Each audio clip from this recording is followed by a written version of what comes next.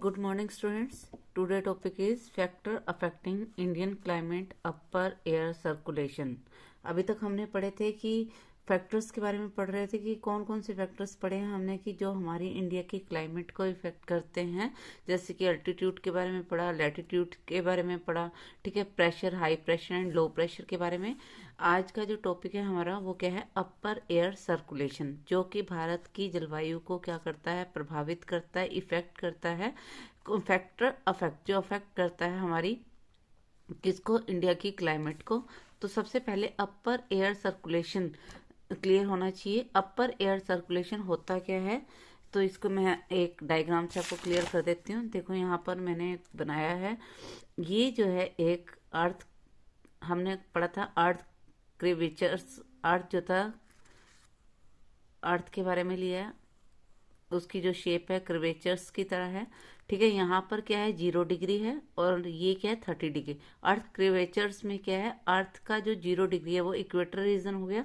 यहाँ पर सन की रेज क्या हुई, डायरेक्ट पड़ी, ठीक है। तो सन रेज जब डायरेक्ट होंगी तो सोलर इंसुलेशन के कारण जो है ये क्या होगी, ऊपर उठेंगी।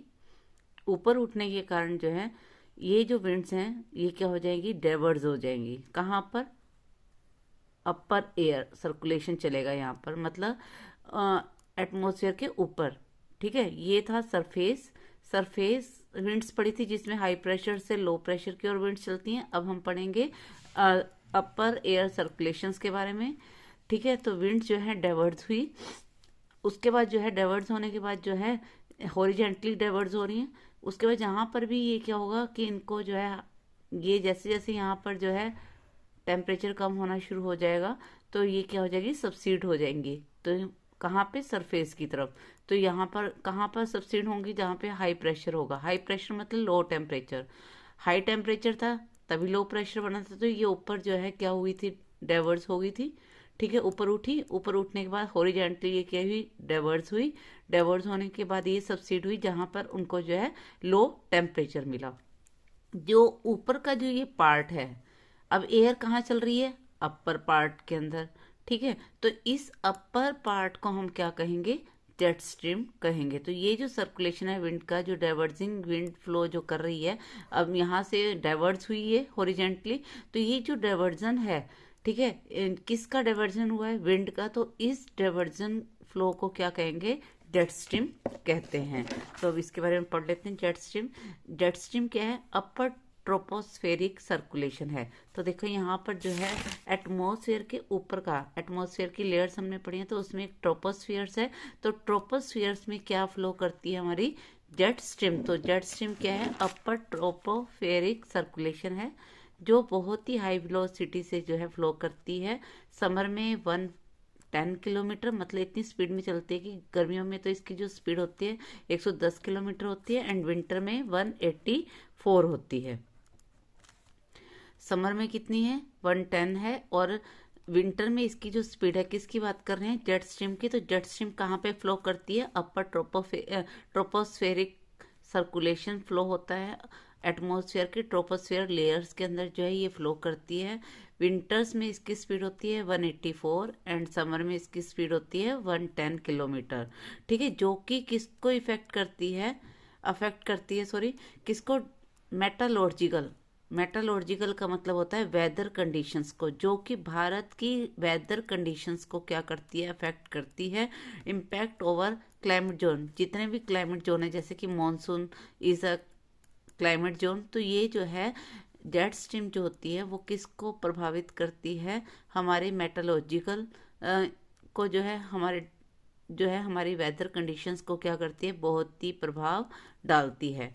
अब ये क्या करती हैं, जो जेट स्ट्रीम होती हैं ये कैसी विंड होती हैं, डाइवर्जिंग एयर मास होती हैं। जैसे मैंने आपको यहाँ पे बताया था कि ये कैसी मासेस होती हैं, डाइवर्जिंग।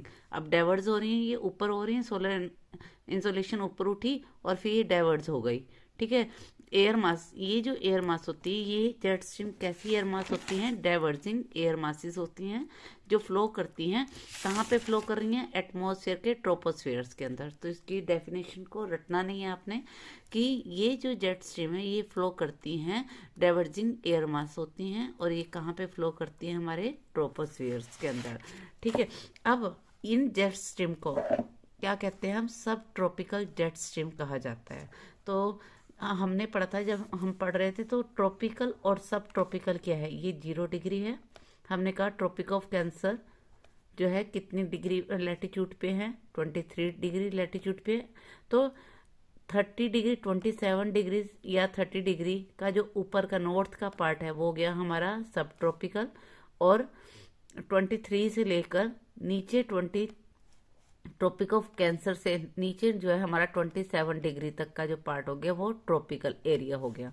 ठीक है, क्योंकि यहाँ पर सन की रेज डायरेक्ट पड़ती हैं तो इसलिए यहाँ पे गर्मी होती है, तो इसलिए इस एरिया को हमने, साउथ के पार्ट को हमने क्या कहा था, ट्रॉपिकल।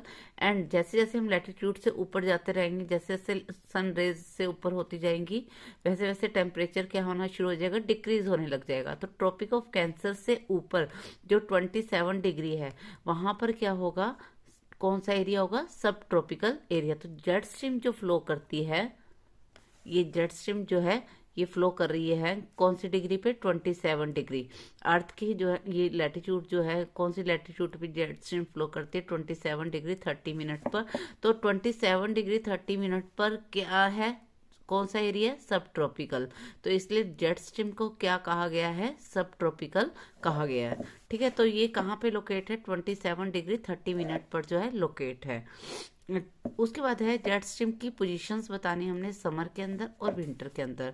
तो यहाँ पर जो है समर में जो जेट स्ट्रीम फ्लो करता है, जैसे ये इंडिया का ये मैप है, ठीक है, यहाँ पर जो है माउंटेन है, हमारे हिमालय पर्वत है। ठीक है, तो हिमालय का ये वाला पार्ट जो है नॉर्थ का है, और ये जो हिमालय का ये वाला पार्ट जो है साउथ का है। तो जेट स्ट्रीम की पोजीशन बतानी है कि समर के अंदर नॉर्थ टू हिमालय। अब ये हिमालय की जो जेट स्ट्रीम जो फ्लो करता है समर में इंडिया में, वो कहाँ पे करता है, हिमालय के नॉर्थ के अंदर। ठीक है, और विंटर में ये फ्लो करता है, ये हिमालय का साउथ, हमने 3 पार्ट पढ़े थे इसके।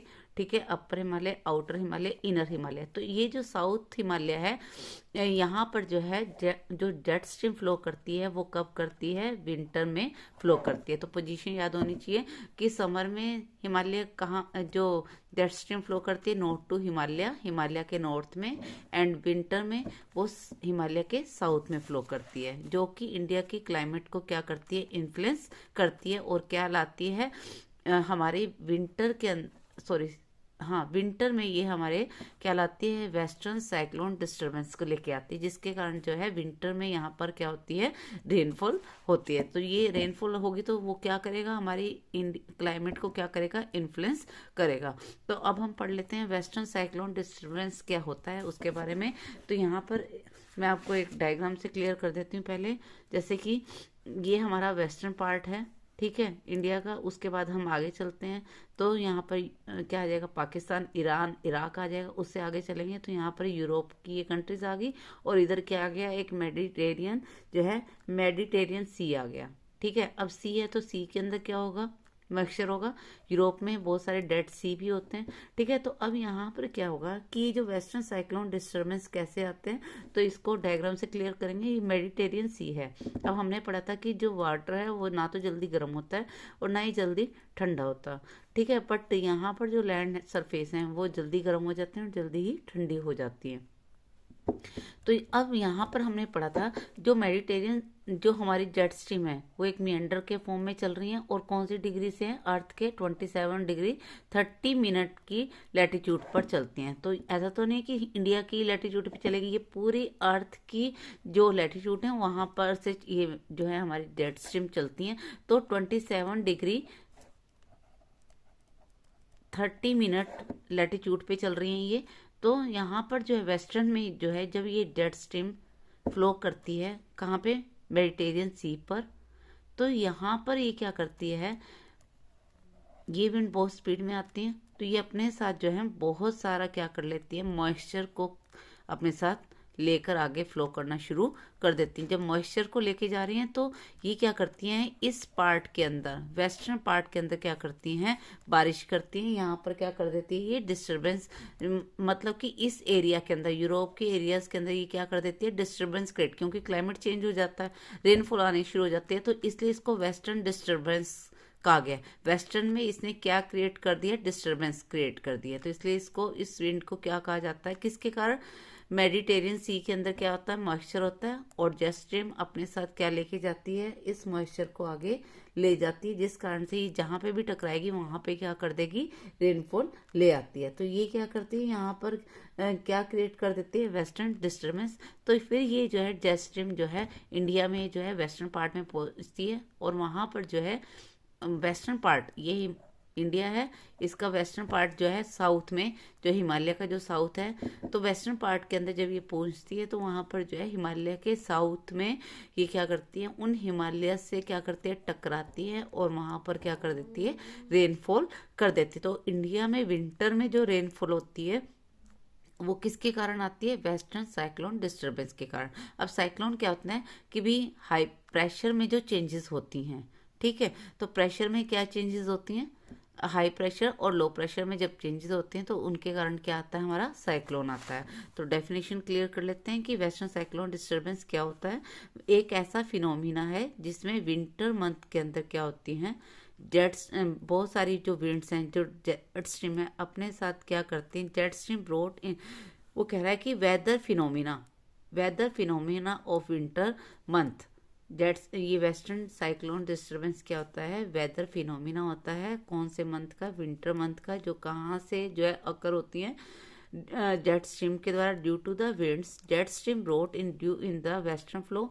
अब देखो जेट स्ट्रीम कहाँ से फ्लो कर रही है, वेस्टर्न पार्ट से, ठीक है, तो jet stream due to the winds, jet stream जो है यहाँ पर जो है, जो ये विंड्स क्रिएट हुई हैं, जेट स्ट्रीम जो है वो क्या करती हैं, वेस्टर्न फ्लो के साथ जो है, कहाँ से फ्लो कर रही हैं, किसके साथ, फ्रॉम द मेडिटेरियन रीजन से ये फ्लो करती हैं, और यहाँ पर ये क्या करती हैं, पूरी इंडिया की क्लाइमेट को क्या कर देती हैं, चेंज कर देती हैं। तो weather phenomena of the winter month occur due to the, किसके कारण ये हो रही हैं, ये विंड्स के कारण, ये कहाँ से आती हैं, वेस्टर्न फ्लो करके आते हैं, कहाँ से, मेडिटेरियन सी से। तो ये क्या कर रही हैं, हमारी क्लाइमेट को इफेक्ट करती हैं, due to weather cyclone disturbance के कारण वेदर जो है हमारा of the north and north western part of the countries. अब वो कह रहा है कि इस वेस्टर्न, ये जो है हमारी वेस्टर्न साइक्लोन डिस्टर्बेंस है, इसके कारण जो है हमारा जो वेदर है, जो क्लाइमेट कंडीशन है, वो पूरी तरह से कहाँ का, north and north western part of the country का जो है पूरी तरह से इन्फ्लुएंस होता है, जिस कारण से विंटर के अंदर क्या होती है, यहाँ पर इस जेट स्ट्रीम के कारण जो है भारत में क्या होती है, रेनफॉल होती है। तो अभी हमने सारे फैक्टर्स पढ़ लिए हैं किस चीज़ के बारे में, कि कौन सी चीज़ें जो इंडिया की क्लाइमेट को जो है प्रभावित करती है, इन्फ्लुएंस करती है।